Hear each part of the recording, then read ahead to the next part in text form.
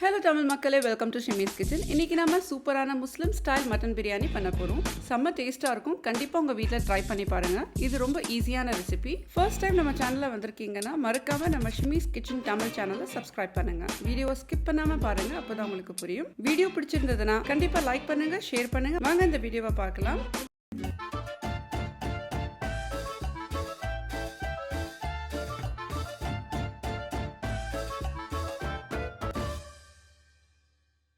First step பார்த்தீங்கன்னா 1 cup oil ஒரு பெரிய பிரியாணி பேன்ல ஆட் பண்ண போறேன். பேன் ஆல்ரெடி ஹீட்டாவே இருந்தது. ஆயில் நல்ல சூடானதுக்கு அப்புறமா 5 ஆனியன்ஸ் ஸ்லைஸ் பண்ணி வச்சிருந்தேன், ஆட் பண்ணிக்கலாம். இப்போ நம்ம இந்த ஆனியன்ஸை நல்லா ஃப்ரை பண்ண போறோம்.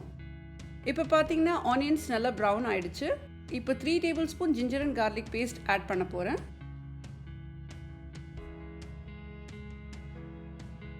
இதையும் நல்லா ஒரு 30 செகண்ட்ஸ் ஃப்ரை பண்ணிக்கலாம். ஃப்ரை ஆனதுக்கு அப்புறமா 1 டீஸ்பூன் கரம் மசாலா ஆட் பண்ணிக்கோங்க. இதுவும் ஒரு 30 செகண்ட்ஸ் ஃப்ரை பண்ணிக்கோங்க. கரம் மசாலா ஸ்மெல் உங்களுக்கு வரணும், அப்போ வரையும் ஃப்ரை பண்ணிக்கோங்க. இப்போ நெக்ஸ்ட் பார்த்தீங்கன்னா 1 kg மட்டன் ஆட் பண்ண போகிறேன். இப்போ இந்த மட்டனோட கலர் நல்லா சேஞ்ச் ஆகிற வரையும் இதை நல்லா ரோஸ்ட் பண்ணிக்கலாம்.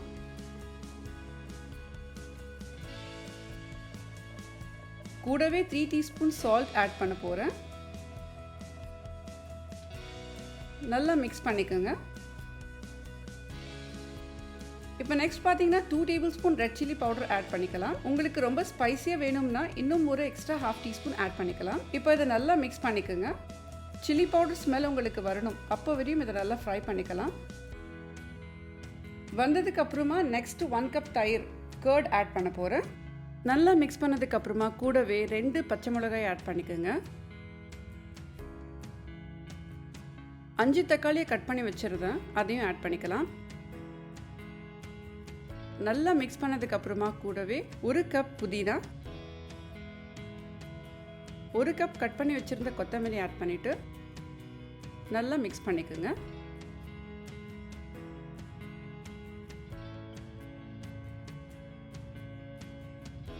இப்போ நெக்ஸ்ட் வந்து 1 கப் பால் ஆடை மலாய் நம்ம சொல்லுவோம், அதை ஆட் பண்ண போகிறேன். இந்த பால் ஆடையை போட்டால் பிரியாணி ரொம்ப டேஸ்டியாக இருக்கும். இது உங்களுக்கு வேண்டாம்னா நீங்கள் ஸ்கிப்பும் பண்ணலாம். இதை நல்லா மிக்ஸ் பண்ணதுக்கு அப்புறமா லிட்டை க்ளோஸ் பண்ணி 45 மினிட்ஸ் ஸ்லோ குக் பண்ணிக்கோங்க. கீழே அடி பிடிக்க கூடாது, ஸோ நடுவில் மிக்ஸ் பண்ணிட்டே இருக்கலாம். இப்போ நெக்ஸ்ட் பார்த்தீங்கன்னா பிரியாணி ரைஸை குக் பண்ண போகிறேன். ஒரு பெரிய பேனில் 2 லிட்டர் தண்ணியை ஆட் பண்ணியிருக்கேன். நல்லா பாயில் ஆனதுக்கு அப்புறமா 3 டீஸ்பூன் சால்ட்,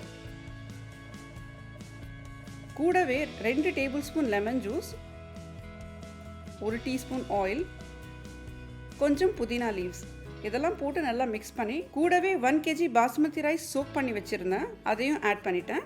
ஆட் பண்ணதுக்கு அப்புறமா 6 மினிட்ஸ் நல்லா குக் பண்ணணும்.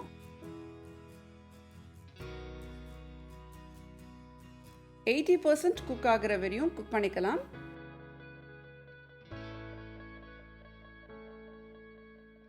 ஆறு நிமிஷம் ஆயிடுச்சு. இப்போ நான் இதை ஸ்ட்ரெயின் பண்ண போகிறேன்.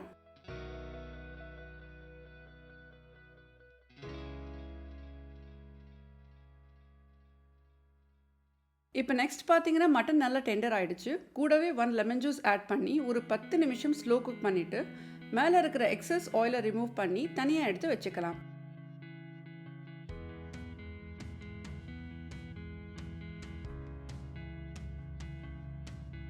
நெக்ஸ்ட் ரைஸ் வந்து 80% குக் ஆயிடுச்சு. இப்போ அதையும் ஆட் பண்ண போகிறேன். ஆட் பண்ணதுக்கு அப்புறமா ஸ்லோவாக மிக்ஸ் பண்ணுங்க. ரைஸ் பிரேக் ஆகக்கூடாது, ஒன்லி அப்சைட் டவுன் தான் பண்ணணும்.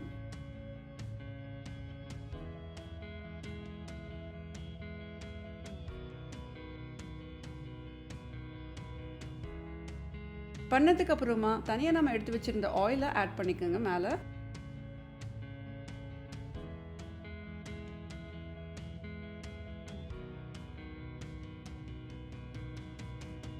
சாஃப்ரான் வந்து 2 டேபிள் ஸ்பூன் பாலில் போட்டு ஊற வச்சிருந்தேன், அதையும் ஆட் பண்ணிக்கோங்க. இப்போ பார்த்தீங்கன்னா பிரியாணி ப்ராசஸ் முடிஞ்சது. பிரியாணி பாட்டை நல்லா டைட்டாக க்ளோஸ் பண்ணிக்கோங்க.